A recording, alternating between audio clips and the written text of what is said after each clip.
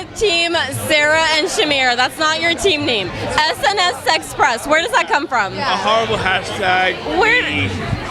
We kind of just made it up off the cuff and then realized it sounded like S&S Sex Press. It's kind of a very ambiguous hashtag. Hashtag fail. But it worked. Or fail. Nah, it failed. I don't think it was a hashtag fail. I just don't know where it came from. We don't either. Well, you guys are both very good-looking people, so I mean, I guess that's what it is. This girl right here is an angel dealing with you. Whoa.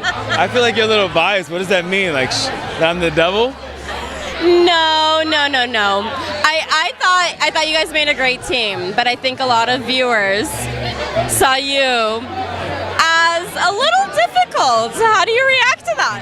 I mean, there was a lot of footage that wasn't shown. We had moments where we like literally stopped and we're like on a fucking ferry going to Zanzibar. And we're like, yo, this is beautiful.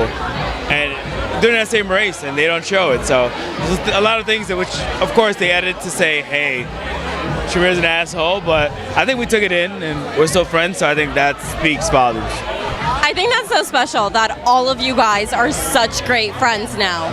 We are. I think going into it as strangers, we knew, we weren't going to know who our partners were. So knowing that, we could have been matched with anyone was really special, and it kind of heightened our curiosity with one another. So we've all remained really close. What would you say you were most surprised about who you were paired with and what you learned from one another? Gosh, that's a tough question. I mean, most surprising, I think the most surprising thing is figuring out kind of what you learn about yourself from one another. Because it kind of tests you. In the beginning, we're like, oh, there's no such thing as a honeymoon phase. We're going to be like this the entire time. And then next thing you know, different stressors are involved and you don't know how you're going to react to them. So I think just it was interesting figuring out how we reacted to certain stressors. I agree. But I think it's difficult to say what surprised us about each other because there were no anticipations. You don't know what each other brings to the table to begin with. So to be surprised by one another, we didn't have any preconceived notions necessarily. You had no idea what to expect. You don't know the strengths. You don't know the weaknesses. I agree 100% with that. First impressions can be very misleading, and going into it, I'm like, hey, I'm gonna do so well, and when things don't go that way, you kind of find yourself, and even looking back at it, from when this was recorded a year ago to now, I'm like, I've grown so much from that, and a lot of it, I'm like, fuck.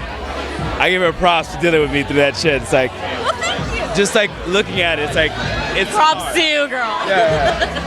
No, but and there were so many moments during the race where you don't see he got us through, with his bilingual aspects and his level-headedness and many aspects of the race that you don't see. Not a lot of level-headedness shown, but we can make pretend. But in all reality, it's you go through something, and I knew her not at all. So if it was there's been previous seasons where it's this is my girlfriend, this is my longtime best friend, and they butt heads, but it's expected to not know somebody and not know how they function, and you expect to understand a person and you don't, and in the beginning it was oh, it's all good, and then we didn't, which is normal, and looking back on it, I don't regret it, because anything that was said between us is it's normal. We didn't know each other, and now we do, and it's she knows who I am, I know who she is, and I have a greater appreciation for everything we went through together, and for her patience with me, because, we all saw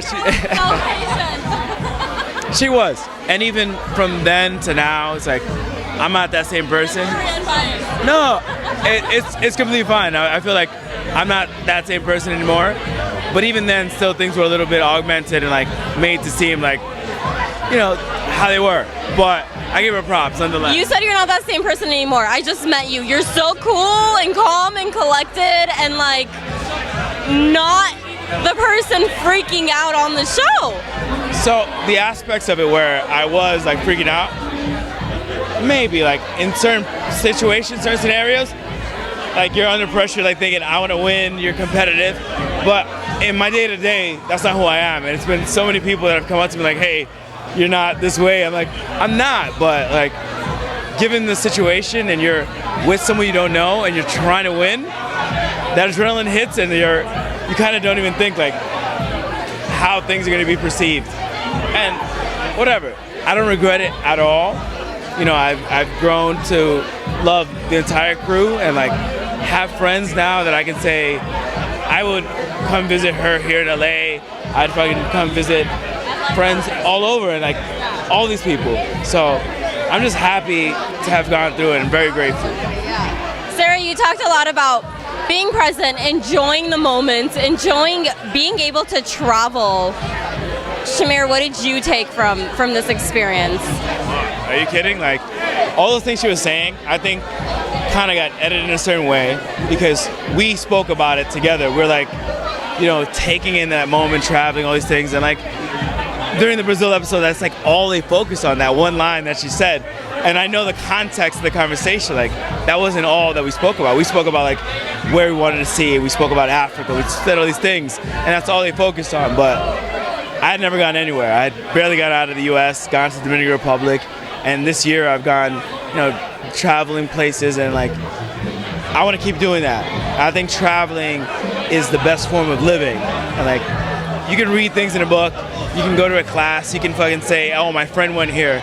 But when you do it yourself, it like shifts that paradigm and you're like, fuck, I never thought that this is how life was. And that's living, traveling. I love that. And I love seeing that all of you guys are friends. Absolutely. Yeah. It's really special. Thanks for having us. Yeah. A little late. Well, sorry, Shamir. Enjoy the rest of the party. Come on the show anytime. Anytime.